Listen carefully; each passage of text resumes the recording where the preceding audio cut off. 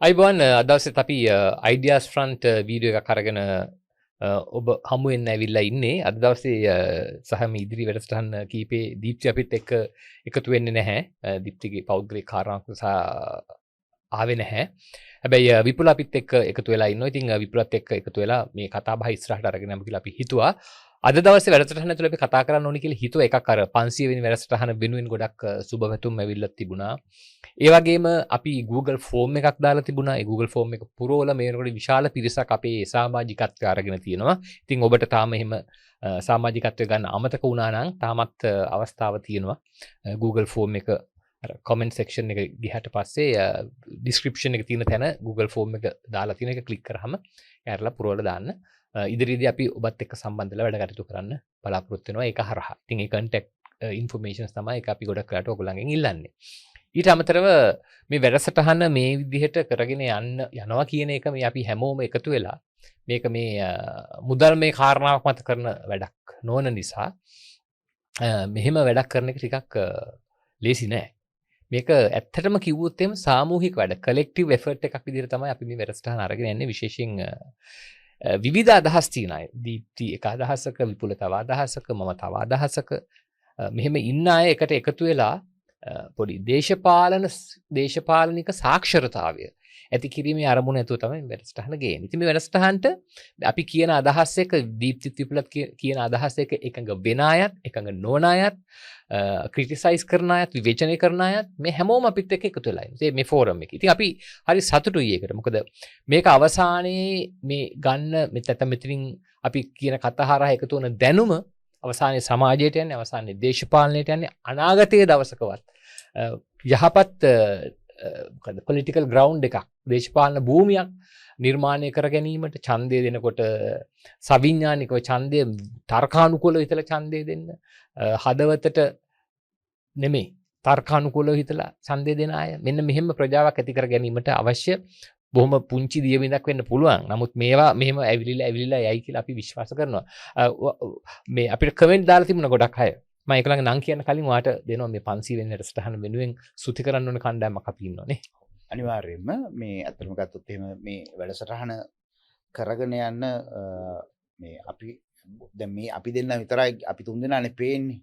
නමුත් මේකට විශාල දායකත්වයක් දෙන්න මේකේ මූලිකත්වය අරගෙන මේ වැඩ කටයුත්ත ආරම්භ කරේ අතරම ගත්තොත් එහෙම දමින්ද. මේ දමින්දත් ඒ වගේම තුෂිත් තමයි තුෂාරා සෙව්වන්දි. තුෂි කිව්වට දන්නේ නැහැ නේ. දමින්ද කැලුම් සහ තුෂාරා සෙව්වන්දි තමයි අපිට මේ අවස්ථාව ලබා දුන්නේ.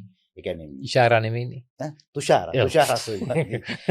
ඒ වගේම ඒගොල්ලොත් එක්ක අපි දන්නවා නම්ෆ්‍රාස් තමයි මේ මේක වැඩි හැන්ඩල් කරන්නේ ටෙක්නිකල් පැත්තෙනුයි අප්ලෝඩ් කරන ඒවා එඩිට් කරන ඒවා ඔක්කොම කරන්නේ නම්ෆ්‍රාස්. එතකොට මේ අතරම මේ තුන් දෙනා නැති වුණා නම් සහ මේ තුෂාරාගේ මේ ආයතනේ නැති වුණා නම් අපිට මේ වැඩේ කරන්න බෑ. ඒ වගේම දමින්ද අපිට මේක කරන්න කියලා බල කරේ නැත්නම් අතම අපි කරන්නෙත් නෑ.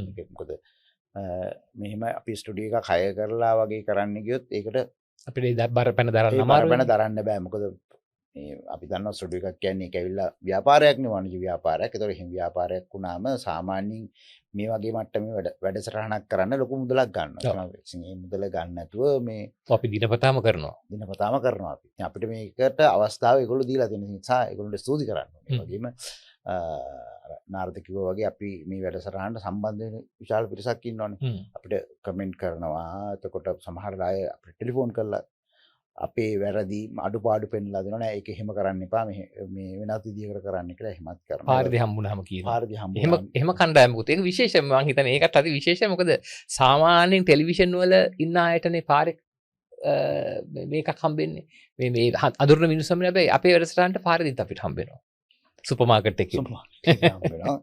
මේ බැංකුවල පෝලිං වල ඉන්නකොට ඕගොල්ලෝ වැඩසටහනක් කරනවා නේද කියලා. ඉතින් එහෙම එකකුත් තියෙන එක අපිට තේරෙනවා මිනිස්සු අපේ මේ වැඩසටහනත් එක්ක මේ එකතු වෙලා තියෙනවා. ඒ කියන්නේ මේ යම් විදියක මේ ගුණාත්මක වෙනසක් බලාපොරොත්තු වෙන අය. මම මේ දවසකට දෙකකට කලින් මම ගියා මේ ඩච් ට්‍රයිල්ස් කියලා තියෙනවා මේ ජයල මේ කෑම කන තැන.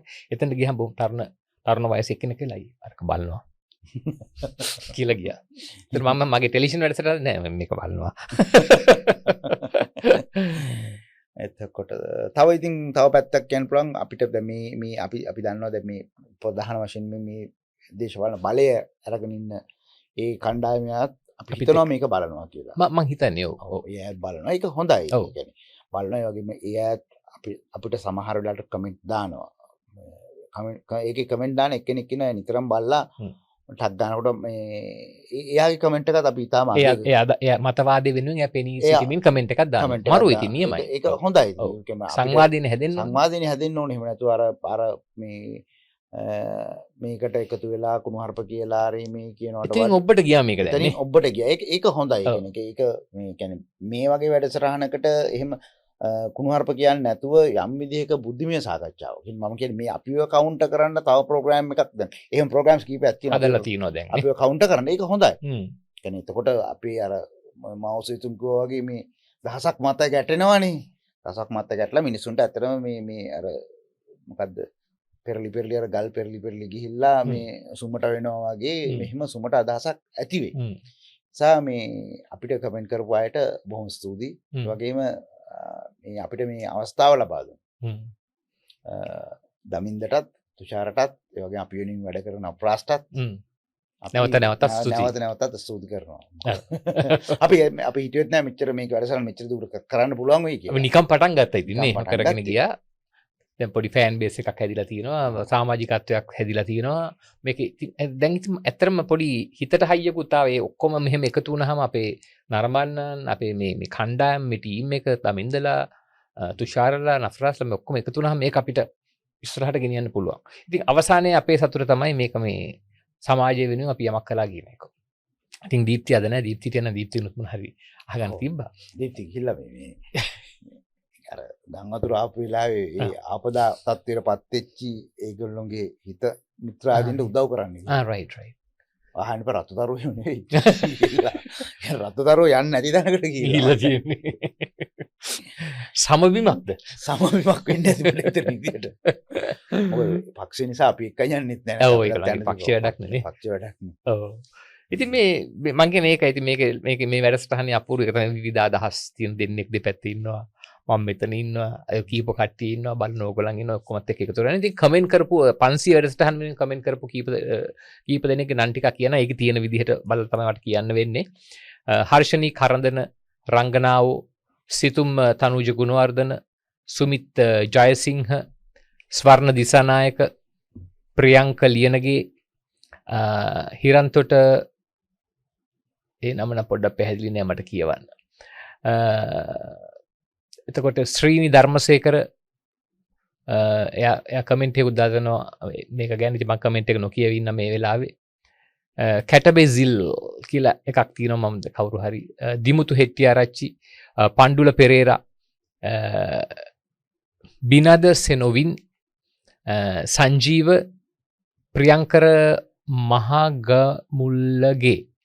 මහගමුල්ලගේ ඔව් නෑ ඒකත් ප්‍රියංකරත් පොඩ්කාස්ට් එකක් කරනවා රයිට් ඔව් අපි ඒ කියන්නේ මට ප්‍රියංකර හම්බුණා මේ අර ඔව් එළියෙත් ඔබේ වැඩසටහන දිගටම කරගෙන යන්න හැකිනම් අලුතින් සම්පත්දායකින් වරින් වර එකතු කරගන්න සාකච්ඡාව ශිෂ්‍ය සම්පන්නයි කරුණු සහිතයි නැවුම් අදහස් එනවා දීප්ති මහතර ලංකාවේ සමහර උගතුන් කැමති නැත්තේ ඔබේ දැනුමට ඇති බිය නිසා ඔක නයින් සිල්වටත් උනා එහෙම දාරා දෙකක දෙන්නෙක් උනත් කියලා එහෙම අදහස් දිගට ලියලා තිනවා ඔක්කොම අපි නොකියමුනේ ඔක්කොම එමගේ ප්‍රියංකරගේ පොඩ්කාස්ට් එකක් තියෙනවා කරනවා බොහොම ස්තුතියි ප්‍රියංකර ඇත්තටම පොඩ්කාස්ට් එකක් කරන ගමන් අපේ එකට කමෙන්ට් එකක් දාන්න සමහරු ඉන්නේ අපි බලන්නේ නැහැ වගේ නේ ඔව් අපි කියමු ප්‍රියංකරගේ එකත් බලන්න ඔව් ඒ හැම එකම බලන්න මේ තෝ තියෙන හැම පොඩ්කාස්ට් එකක්ම බලලා හොඳ අදහස ගන්න ඔව් ඒ කියන්නේ මේ අර බුෆේ එකට ගියාම ආහාර ගොඩාක් තියෙනවනේ ඒක කොතනින් කන්න පටන් ගන්නද කියලා කියන්න බෑනේ ඒ නිසා මේ ගුණාත්මක ආහාර තෝරා ගැනීමත් ඔව් ඕගොල්ලන්ගේ අතේ තියෙන ඕගොල්ලන්ගේ අතේ තියෙන බුද්ධියක් තියෙනවනේ ඉතින් ඒකෙන් තෝරගන්න පුළුවන්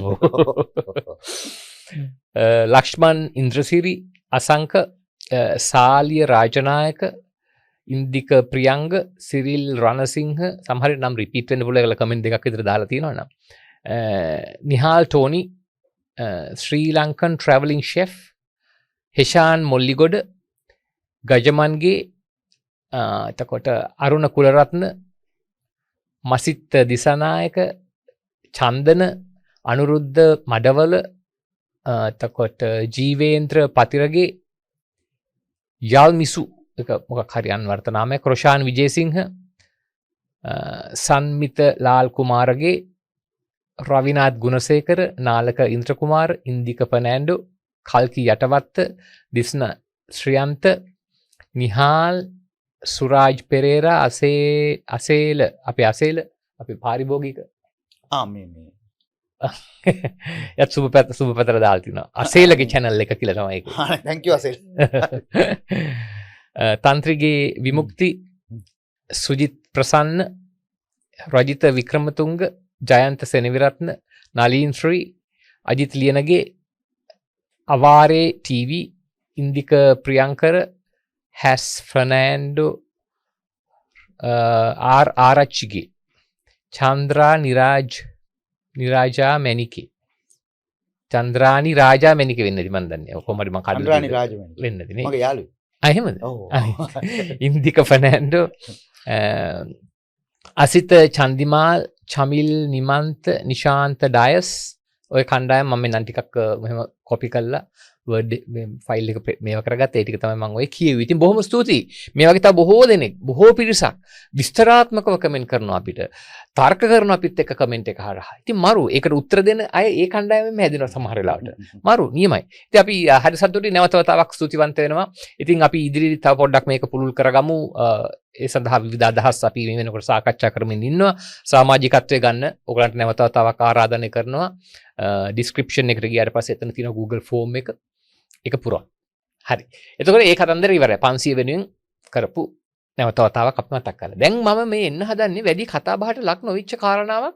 හැබැයි මේක මං හිතන්නේ කතා බහට ලක් විය යුතුයි කියලා මම විශ්වාස කරනවා. ඒකට හේතුව තමයි මේක උසස් අධ්‍යාපනයට සම්බන්ධ එකක්. ඒ තමයි මොකද්ද එකක් මට ඒක මේ අහගන්න ඕනේ ඔයාගෙනුත් හරි ඔයා මේවා ගැන දන්න නිසා මේ මොකද්ද BC ආරෝ මේවා තිබ්බට මොකද්ද කියන්නේ මැනේජර් රේට් එක තිබ්බට ඔය විශ්වවිද්‍යාල ගැන දන්නවනේ මේ අර මේ මං හිතන්නේ ඩීන් නේද ඩීන් පත් කිරීමේ කියන්නේ අර මේ විශ්වවිද්‍යාල පනතට සංශෝධනයක් කියන අන්න හරි පනතට කියන සංශෝධනය මොකද්ද මේ ඒක නාරද මම හිතන්නේ මේ ඒ සිදුවීම හදිසියෙත් එන්නේ ඇයි මට ඔක එතන ප්‍රශ්න දෙකක් තියෙනවා මේක හරි මේ ව්‍යාකූලයි මේක අපි පොඩ්ඩක් බලමු මේ ලියා ගන්න මොකද මේ බිල් එක කියන්නේ බිල් එක එළියට දාපුවාම ගැසට් කරපුවාම මම හිතුවා මේක සම්බන්ධව කියන්නේ අපි ගත්ත ෆූටා එක කියනවනේ විශ්වවිද්‍යාල ආචාර්යවරුන්ගේ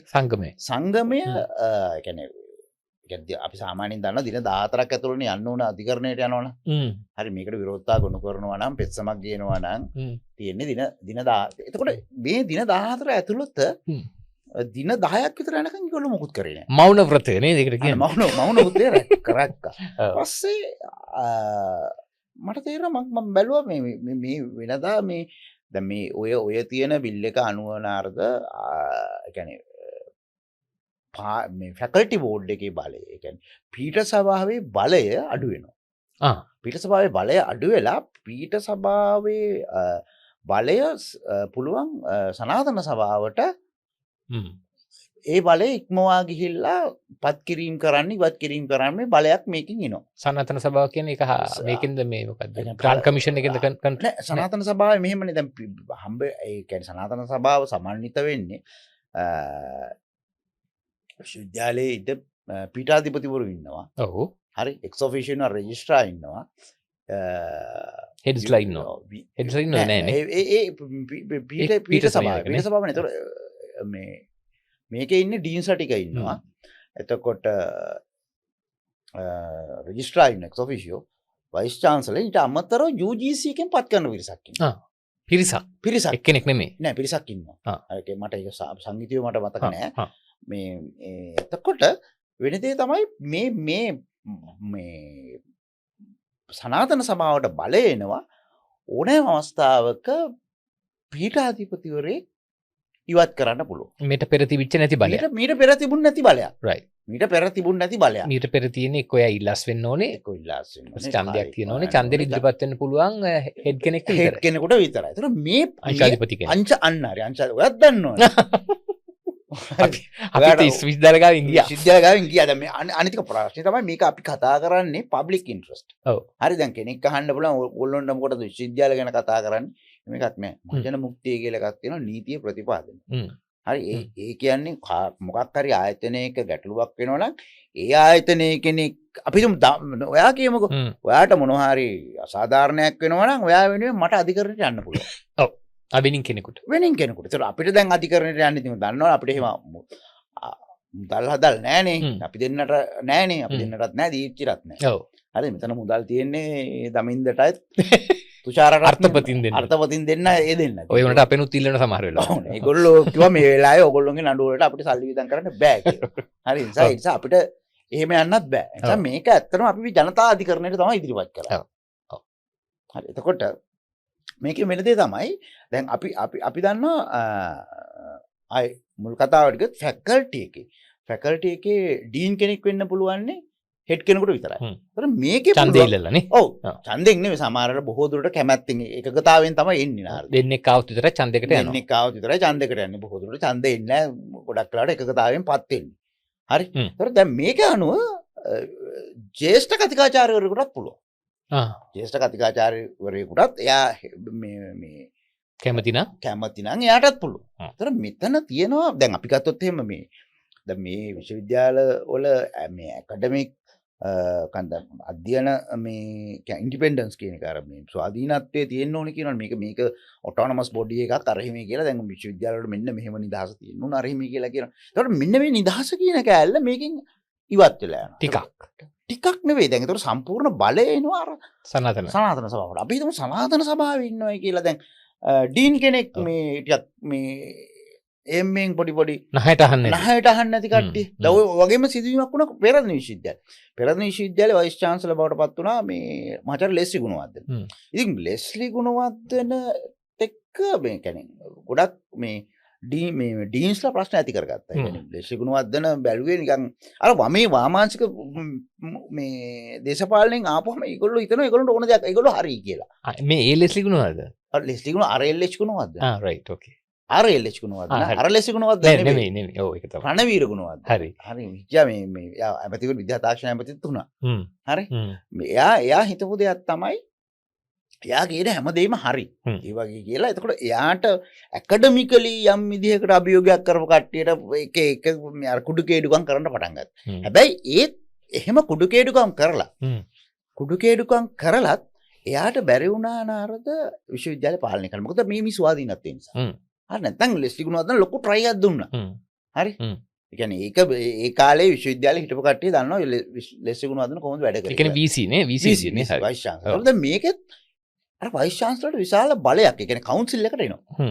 හරි. මෙන්න මේක මම හිතුවා අවම වශයෙන් දැන් අපි වෙනදනම් විශ්වවිද්‍යාලයේ ස්වාධීනත්වයට ප්‍රශ්නයක් එනකොට විශ්වවිද්‍යාල ආචාර්යවරු කතා කරනවා මම දැක්කේ නැහැ එක්කෙනෙක්වත් කතා කරන්නේ 100%ටත් කතා කරන්නේ නේ අධ්‍යාපනය ඒ කියන්නේ කරන්න බැරි ඒවාටත් කතා කරනවා හරි කිවන්න බැරි පයින් ආවා වට මතකනේ ඔව් මට ඇවිල්ලා 100ට අර ටී-ෂර්ට් ඇඳලා තොප්පි දාලා නේද බුලත්තිට බුලත්තිට නෑ හරකලේ වෙලාවෙත් ආවනේ ටීම් එකක් නේ ඔව් ටීම් එකක් ආවනේ ඔය සටන් පාටේත් ඒක ඇතුලේ තිබුණා විශ්වවිද්‍යාල කියලා එතකොට මේ සටන්කාමී හරි සටන්කාමී රට වෙනුවෙන් මහා ඒ කියන්නේ අපි වෙනුවෙන් ඉපදුන ජනතා පුත්‍රයෝ ටිකක් ඒක හරි ඒගොල්ලෝ එහෙම තමයි කියන්නේ නමුත් මේකෙදි මේගොල්ලෝ කිසිම සද්දයක් නෑ හරි අනිත් එක තමයි දැන් විශ්වවිද්‍යාල ප්‍රජාව විශාල පිරිසක් මේකට සහයෝගය දුන්නානේ මේ ජාතික මොකක්ද ඒකට නේද ජාතික ජන බලවේගයට. ඒතර ඒකේ මේ මැද හිටිය කෙනා තමයි කපුකම කරපු කෙනා තමයි හරිනි අමරසූරිය.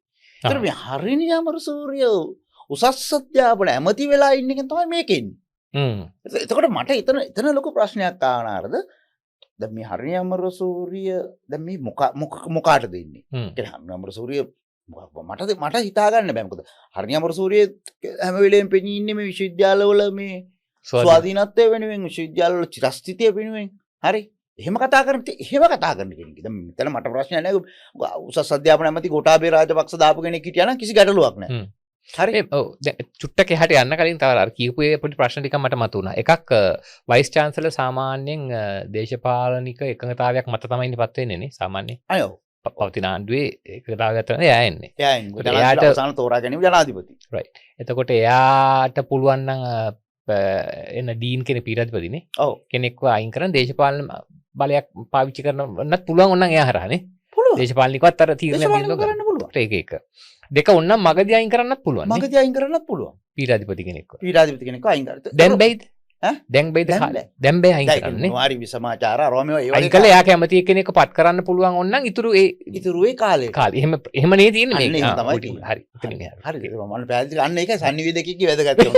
දැන් මම මෙහෙම කිව්වට sannivedakaya තමයි ඒක හරියට sannivedana කරනවා කියන කෑල්ල. අන්න ඒක. කියනවා කැම හැදුවට වඩා නැහැ පිළිගන්නීමනේ. ඔය නැත්තම් බලයිනේ මොකද්ද ඉතින් මේ ප්‍රශ්නේ කියලා හිතන්නේ මේගොල්ලෝ. ඔන්න ඔහොම සිද්ධියක් තමයි අපිට තේරෙන්නේ. අන්න ඔහොම සිද්ධියක් තමයි තියෙන්නේ. හැබැයි මේ මෙතන ප්‍රශ්නේ තමයි හරිනිය අමරසූරිය මොකද්ද මෙතන කියන්නේ. ඒ කියන්නේ හරිනිය අමරසූරිය මේ ප්‍රශ්නෙත් එක්ක දැන් මෙහෙමනේ දැන් මේ ඊළඟ මේ ආණ්ඩුව එන්නේ ජනප්‍රියත්වය අඩු වෙනවා. හරි. එතකොට මම දන්නේ මේ විශ්වවිද්‍යාල ප්‍රශ්නේ පාවිච්චි කරලා හරිනිය අමරසූරිය කියලා විපක්ෂවාදී දන්නේ නැහැ. මොකද එතුමියගේ අදහස් අනුව මේක මෙහෙම කරන්නත් බෑ. කියන්නේ එතුමිය දරන අදහස් අනුව. ඒ කියන්නේ බලයට පත් වෙන කලින් බලයට පත් වෙන්න කලින් එතුමිය තිබුණු අදහස් තියෙනවා. ඔව් ඒ ටිකනේ වා කියන්නේ. විශ්වවිද්‍යාලවල ඔයාලා මතක කර මහින් බෙන්ටිස්සෙම කතා කරේ මෙන්න මේවනේ. බුද්ධිමතුන් විදියට කියලා. ඒ කියන්නේ ඒගොල්ලෝ බුද්ධිමතුන් කියලා ඒගොල්ලෝම අඳුන්න ගත්තා. මහින් බෙන්ටිස් මතකනේ. ඔය ඒක අඩුම ගානේ මහින් බෙන්ටිස්වත් කතා කරන්නේ. ඒකනේ. මම හිතුවා මහින් බෙන්ටිස් ඇවිල්ලා බුද්ධිමතෙක් විදිහට අපි පිළිගන්නේ. සජබත් එක්ක දින්නේ. දැන් සජබත් එක්ක. ඉතින් ඒ මං කියන්නේ විපක්ෂ කතා කරන්නේ. විපක්ෂ කතා කරන්නේත් නැහැ. හරි. ඒ කියන්නේ විපක්ෂ නායකයෝ කතා කරන්න එපා. හැබැයි මෙහෙමයි තියෙන්නේ එන පක්ෂයට වාසිය ඕකනේ කවුරු ආවත් ඕන PC හරහා ඕන එකක් කරන්න පුළුවන් ඔන්න ඒගොල්ලන් පත් කළොත්. ඒගොල්ලන්ට කැමති විදිහට මේ වැඩේ කරගෙන යන්න පුළුවන්. ඕනම පක්ෂයක. ඕනම ආණ්ඩුවකට බලයට එන්න. ආණ්ඩුවකට. තමයි පේරාදෙණිය විශ්වවිද්‍යාලේ මට මතකයි මේ 94 මේ චන්ද්‍රිකා කුමාරතුංග ආණ්ඩුව පත් වුණාන් පස්සේ මේ කලාපීඨයේ පීඨාධිපති පත් කිරීම කියන එක ලොකු ප්‍රශ්නයක් වුණා. මේක දැන් අපිට පත් කරගන්න ඕනේ චන්ද්‍රිකා හිතවාදී කෙනෙක්. දේශපාලක එහෙම නේද? චන්ද්‍රිකා කුමාරතුංග අර මේ මොකේද මට මතක නැහැ. මේ විශ්වවිද්‍යාලයේ ආචාර්යවරු ගෙනියලා ඒගොල්ලන්ට ඩිනර් එකක් දුන්නා. ඩිනර් එකක් දීලා කොහොම හරි කරලා අපේ කෙනෙක් දාගන්න ඕනේ. අනේ වැඩේ කියන්නේ එයා පරාදයිනේ. එයා දාපු කෙනා. අර දීවර්ණ නිලමේ වැඩේ වගේ නේ. දීවර්ණ නිලමේ වගේ එයා පරාදයි. හරි ඊට පස්සේ ඒ කියන්නේ චන්ද්‍රිකාටත් හැබැයි චන්ද්‍රිකා එතනින් අත ගැහුවේ නෑ. රයිට්. අතල්ලා නිකා හිටියා. අතල්ලා දාලා නිකා හිටියා. දැන් මහින්ද උනත් ඒ වගේ වට අත ගැහුවේ නේද? මහින්ද ගැන මගේ දැන් මහින්ද ගැන අපේ කිසි ගරුත්වයක් තිබුණේ නැහැ. දැන් මේ කරන වැඩවලින් අපිට මහින්ද ගැන ටිකක් ලොකු ගරුත්වයක් එනවා. සමහර ප්‍රදේශවලට අත තිබ්බේ නැහැ. අත තිබ්බේ නැහැ. හරි දැන් ඕනනම් මහින්දම දාපු ඔව් මහින්දම දාපු කෙනෙක් තමයි දැන් ওই මධ්‍යම පළාතේ ආණ්ඩුකාරයා ඉන්නනේ. සරත් අබේකෝන්. එයා මේ උපකුලපති කරේ මහින්ද රාජපක්ෂ මහතා. එහෙම. හරි. ඒතොර එයාගෙන් අහන්න පුළුවන් නම් මහින්ද එහෙම අත ගැහුවද කියලා. මහින්ද අත ගැහුවේ නැහැ. හරි. එතකොට දැන් ඒ කියන්නේ VC එයා VC ව දාන්න සමහර විට මේ බලය පාවිච්චි කරලා ඒක බලය තියෙනවනේ එයාට. එතනින් එහාට කන්ට්‍රෝල් වෙන්නේ නැහැ. මැන්ඩේටරි බලය තියෙන්නේ ජනාධිපති. හරි. එතකොට ජනාධිපති VC පත් කරලා VC ආයි ඊට පස්සේ අනිත් මේ ෆැකල්ටි වලට අත දැම්මේ නැහැ. හරි. මහින්ද එහෙම අත දැම්මේ නැහැ. එතකොට අර කියන්නේ මහින්දවත් ඒ මතකයක් නැහැ. නෑ මහින්ද කරේ නෑ. කලේ නැහැ නේ. ඒ කියන්නේ මහින්දවත් නොකර මහින්ද නරකම මිනිහා කියමුකෝ. රටේ හිටපු නරකම පාලකයා මහින්ද රාජපක්ෂ කියමුකෝ. ඒතර මහින්ද රාජපක්ෂවත් අත ගහපු නැති. ප්‍රදේශ වලට තමයි මේ අත ගහගෙන යන්නේ. මම දන්නේ නැහැ මොකක්ද හේතුව කියලා. හරි. අනිත් එක තමයි. තව මේක ඔකේ බයනකම දේ. බයනකම දේ තමයි නාරද දැන් මේ සනාතන සභාවලට හරි පත් කරන මිනිස්සු. හරි දැන් අපි දන්නව නාරද සනාතන සභාවකට පත් කරන්න ඕනේ. හරි විශ්වවිද්‍යාල පරිපාලනය ගැන දන්න අය. විශ්වවිද්‍යාල පරිපාලනය ගැන දන්න, ඒ කියන්නේ බොහෝ ඇසුපිරු තැන්ති ඇති අය. ඒ කියන්නේ දැන් අපි පේරාදෙණිය විශ්වවිද්‍යාලය ගත්තත්, කොළඹ විශ්වවිද්‍යාලය ගත්තත් ඒවට පත් කරන්නේ එක්ක විශ්වවිද්‍යාලයේ සේවය ඉවර කරපු මහාචාර්යවරු. හරි එහෙම නැත්නම් පරිපාලනයට සම්බන්ධ පරිපාලන සේවයේ ඉහළම මට්ටමේ හිටපු අය. එහෙම නැත්නම් ඔය කියන්නේ ලංකාවේ number 1 lawyers ලා. ඒ වගේ කියන්නේ මේ කියන්නේ අවුරුදු 65 70 ඉන්න කට්ටිය. හරි හොඳ එක්ස්පීරියන්ස් තියෙන කට්ටිය. විවිධ ඒරියාස් වල. මොකද විශ්වවිද්‍යාලේ පාලනේ පාලක මණ්ඩලනේ. ඔව්. ඒතකොට මම පෙන්නන්නම් මේ ජාවත්නපුර විශ්වවිද්‍යාලේ පත් කරලා තියෙන කට්ටිය. හරි. සනාතන සභාවකින් සෙනෙට් එකනේ. හරි ඔව්. සෙනෙට් එක. ඉමානි පෙරේරා කොහෙද ඉන්නේ කියලා බලන්නකෝ. හ්ම්. ඉමානි ලස්සන ඇති. හ්ම්. හරි. ඉමානි දාලා තියෙන්නේ කවුද කියන්නකෝ. ඉමානි දාලා තියෙන්නේ ක්‍රිෂාන් බාලේන්ද්‍ර. ඉමානි කොහෙද වැඩ කරන්නේ කින්දමන්ද කියලා හොයලා බලන්න. හරි. වජිරා කුමාරියාමි. මම මේ නම් ටික කියන්න. MS මොරේමඩ. මේ තමයි යුනිවර්සිටි ග්‍රාන්ට් කමිෂන් එකෙන් පත් කරලා තියෙන මෙම්බර්ස්ලා ටික. ඒතර අනිත් විශ්වවිද්‍යාලවලත් මෙන්න මේ විදිහම තමයි. හරි. ඒතර මේ තරුණ ළමයි මේ ඉමානි පෙරේරා කියන්නේ තරුණයි. මම හිතන අවුරුදු 40ක්වත් නැහැ. හරි. ඒතකොට මේ ඇවිල්ලා පත් කරලා තියෙන්නේ ඒ කියන්නේ මේ අය ලස්සන නැති. මම කියන්නේ මේ සුක්‍රි බටිල්ලියෝ දාන්න එපා. විශ්වවිද්‍යාල සනාතන සවල් සුක්‍රි බටිල්ලියෝ කියන ඕන ජනාධිපති ලේකම් කාර්යාලෙ මොකක් හරි තනතුරක් දෙල් තියාගන්න. දෙන්න ඕන. හරි මේවා දෙන්න එපා. මොකද අපි ලංකාවේ මේ විශ්වවිද්‍යාල ක්‍රමය දැනටත් ඔයා කියන්නේ දැන් ඔයා කියන්නේ එයාට සුදුසුකම් තිබ්බත් දාන්න එපා කියලා. නාරද මෙහෙමනේ. දැන් ඔයාට වයිස් චාන්සලර් කෙනෙක් වයිස් චාන්සලර් නෙවෙයි. සුප්‍රීම කෝට් එකේ ජජ් කෙනෙක් වෙන්න පුළුවන් අලුත් ආධුනිකයෙකුට. දැන් ආපු ගමන් කොච්චර සුසුකම් තිබුණා. එහෙම වෙන්නේ නැහැ නේ. ඒතකොට මේ වගේ තැනක එක්ස්පීරියන්ස් තියෙන. ඔය කියන්නේ සුදුසුකම් එක එක්ස්පීරියන්ස් ඕනේ පරිපාලනය සඳහා. පරිපාලනය සඳහා එක්ස්පීරියන්ස් තමයි වැදගත් වෙන්නේ. වෙන ඒවා නේ. ඒතකොට මේ විශ්වවිද්‍යාලේ ඉන්නවනේ අපි ගත්තොත් එහෙම මහාචාර්ය ආලෝක පතිරණ. ආලෝක පතිරණ කියන්නේ ජෙනරල් සර්ජන් කෙනෙක් නේද? ලොකු හොඳම සර්ජන් කෙනෙක්. ආලෝක පතිරණලා පාලනය කරන්න දාලා ඉන්නවා. අර ජෝන් කීල්ස් එකේ වැඩ කරන සුකුරි බටිල්ලියෝ. මම කියන්නේ අනුරට සුක්‍රි බටිල්ලියොන්ට ආස ඇති. හරි සුක්‍රි බටිල්ලියෝ දාගන්න ජනාධිපති ලේකම් කාර්යාලයට. මේකට දාන්න එපා. හරි මොකද මහින්දවත් මේ වගේ වැඩ කරේ නෑ. හරි මේ විශ්වවිද්‍යාල පාලක මණ්ඩල වලට සුදුසු අය දාගන්න. හරි. දැන් මම එකපාරක් මට ඕකත් එක්ක ඔයා කියනවා මතක් වුණා රජිත කීර්ති දෙන්න කොන්න දැම්ම නේද කැලණියට දාලා මොකක් හරි ප්‍රශ්නයක් වුණා නේ. ඒකත් මං හිතන්නේ හැබැයි එතකොට ඒත් මං හිතන්නේ UNP ගවර්න්මන්ට් එකක් තානේ UNP එකක් තිබ්බේ. එතකොට මං හිතන්නේ ෆැකල්ටි බෝඩ් එකේ මේ අනිත් අය ඒ කියන්නේ ෆැකල්ටිස් වල ඩීන්ස් ලකෝ අපිට මෙයත් එක්ක වාඩි වෙන්න බෑ කියලා. කොහමද ඒක ඒ දිගේ පැවතුන්නේ නැහැ. හැබැයි මේකෙදි කවුරුත් එහෙම කියන්නේ නැහැ නේ. නෑ ඒ කියන්නේ මම කියන්නේ මේකෙදි අඩුම ගානේ අපි හිතුවා ඔය ඉන්න දැන් අපි නිර්මාල රංජිත් දේවසිරි කියමුකෝ. එතුමා රටේ නැති ඔය හැම එකටම කරනවා නේද මේ පොඩ්කාස්ට්. ඔව්. හරිද? දැන් මේකට පොඩ්කාස්ට් එකක් කරාද? දැන් මේකට එයා පොඩ්කාස්ට් එකක් කරන අපි කරන්න ඕනේද? ඔව් ඇත්තට මෙයාට අපිට වැඩි අයිතියක් තියෙනවා මේක ගැන කතා කරන්න. අපිට ඒක ස්ටේක් එකක් තියෙනවද කියන්නේ අපි එළිය මිනිස්සුනේ. අපි එළිය මිනිස්සු. හැබැයි අපි පබ්ලික් ඉන්ට්‍රස්ට් එකක් තියෙනවා. ඔව්. හරි? ඒතර ඒ ස්ටේක් එකක් තියෙන මිනිහා මේක ගැන කතා කරන්නේ. හරි? ඉතින් ඒක නිසා අපි කියන්නේ මේක කරන්න එපා. මොකද මේ විශ්වවිද්‍යාලවල දැන් අඩු ගානේ කතිකාවක්වත් පටන් ගන්න. කතිකාවක් පටන් ගන්න. මේ ස්ටේක් එකක් තියෙන මිනිස්සුන්ට ඒගොල්ලෝගේ කන්සල්ටේෂන් ගන්නකෝ. දැන් මේගොල්ලෝ කිව්වේ අපි මොනවා හරි දෙයක් කරනකොට ඒ ස්ටේක් එකක් තියෙන අයගේ උපදෙස් ගන්නවා. හරි ඒතකොට මේ විශ්වවිද්‍යාල ආචාර්යවරුන්ගේ කිසිදු උපදේශයක් ගන්න නැතුව මේගොල්ලෝ ඕනේවා කරනවා. හැබැයි මට කෙනෙක් මේ ළඟදී කතා කරලා කිව්වා මම ඕක ගැන කතා කරනකොට ඕක තිබුණේ මේ ගෝඨාභය රාජපක්ෂ මහත්තයා කාලේ ගෝඨාභය ගේන්න හිටපු එකක් කියලා. ඒතර ගෝඨාභයගේ ওই රාජ්‍ය සේවයේ දේවල් අර නැවත රීස්ට්‍රක්චර් කරන එකේ ඒ කමිටුව හිටපු කෙනා තමයි ක්‍රිෂාන් බාලේන්ද්‍ර. ඒතර මේක මං හිතන්නේ ක්‍රිෂාන්ගේ යෝජනාවක්. හරි? දැන් ක්‍රිෂාන්ගේ ආයතන වල වැඩ කරන මිනිස්සු නම් සනාතන සභාවල ඉන්නේ විශ්වවිද්‍යාල වලට ඒ කියන්නේ ජෝන් කීල්ස් එකේ ඉෂාර නානායක්කාරගේ ඉන්න තරුණ ගෑනු පිරිමි ළමයි නම් දාලා තියෙන්නේ. ඉතින් මේකත් වෙන්නේ ඒ නිසා වෙන්නේ නැති. මෙහෙම වෙන්න බෑයිද? දැන් ඔය අපි දන්නවනේ දැන් ඔය පබ්ලික් ප්‍රයිවට් පාර්ට්නර්ෂිප් එහෙම නැත්නම් ප්‍රයිවට් සෙක්ටර් එකත් එක්ක ලින්ක් එකක් තියෙන අය සනාතන සභාවකට දැම්මහම ජොබ් ඔපචුනිටිස් හදාගන්න එතකොට පාඨමාලා ඒ විදිහට වර්ධනය කරගන්න මේ වගේ අවස්ථාවකට අවශ්‍ය වෙන එකක් නැද්ද ඔයා කියන්නේ? හරිද විශ්වවිද්‍යාල අධ්‍යාපනය කියන එක වෙනස්. හරි. මම මෙයා වොකේෂනල් පැත්තට දාගන්න. හරි වොකේෂනල් පැත්තට දාගන්න. දැන් මම මේකේ ඉන්නවා මේ මිස්ටර් ගෝඨාභය දසනායක. ගෝඨාභය දසනායක කියන්නේ එයා එම්ප්ලොයිස් ෆෙඩරේෂන් එකේ හිටපු චෑර්මන්. මම එක වෙලාවක මේ විශ්වවිද්‍යාලවල এডুকেෂන් වැඩකදී දැන් මම කියන්නේ එයා කමක් නැහැ. මම එයාගේ නම කියනකොටත් එතන හිටපු විශ්වවිද්‍යාල මහාචාර්යවරු කිව්වා නෑ එපා එයා ඕනේ නෑ කියලා. මොකද එයා හොඳ ලෝයර් කෙනෙක්. එම්ප්ලොයිස් ෆෙඩරේෂන් එකේ හිටපු චෑර්මන් ILO එකත් එක්ක එහෙම සම්බන්ධකම් වැඩ කරපු එහෙම කෙනෙක්. හරි මම කියන්නේ ගෝඨාභය මේක හිතර කමක් නෑ. මම කියන්නේ ඒ වගේ කෙනෙක් මම එදා යෝජනා කරනකොටත් බෑ කිව්වා. ඒ කියන්නේ විශ්වවිද්‍යාල මහාචාර්යවරු එපා එයා විශ්වවිද්‍යාල මේ අධ්‍යාපනය ගැන එයා එහෙම දන්නේ නෑ කියලා. හරි එතකොට එදා කියනකොට මම කියන්නේ 18 වගේ මම කියනකොට. හ්ම්. හරි එතකොට දැන් බලපුවම අපිට තේරෙනවා දැන් මේ විශ්වවිද්‍යාලත් ඔක්කොම මේ ඒ කියන්නේ එක ව්‍යාපාරිකයෝ පිරිසක් විසින් පාලනය කරන්නේ. ඉතින් මේක හරි භයානකයි. විශ්වවිද්‍යාල අධ්‍යාපනය කියන එක වෙනස්. හරි විශ්වවිද්‍යාල කියන්නේ මේ රස්සාවලට හදන එකක් නෙවෙයි. හරි රැකියා කියන එක වෙනම එකක්. හරි මේ කියන්නේ විශ්වවිද්‍යාල වල පදනම දර්ශනයනේ. ඔව් දර්ශනය. එමනම් ඒකෙන් ගන්න ප්‍රමාණය අඩු කරලා රැකියා මේ වොකේෂනල් මේකක් හදන්නනේ. එහෙම නැත්නම් විශ්වවිද්‍යාල වහලා දාලා මේගොල්ලෝ ඔක්කොම කාර්මික විද්‍යාල ටිකක් කරන්න. මෙතන තියෙන භයානකම මේකයි. ඒ කියන්නේ මහින්ද රාජපක්ෂවත් අත ගහපු නැති මේ දක්වා කිසිම කෙනෙක් අත ගහපු නැති වැඩක් මේ ආණ්ඩුව කරන්න යනවා. ඒ කරන්න යන දේ කිසිදු විශ්වවිද්‍යාල ආචාර්යවරයෙක් එළියට ඇවිල්ලා කතා කරන්නේ.